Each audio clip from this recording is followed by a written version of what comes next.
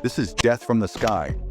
A bird so fast it can slice a flying prey's neck midair. This is the Peregrine Falcon, the fastest bird in the world. It uses a deadly hunting technique that makes it nearly unstoppable. First, it soars high into the sky, and then it dives toward its prey at an insane speed of 390 kilometers per hour, 242 miles per hour.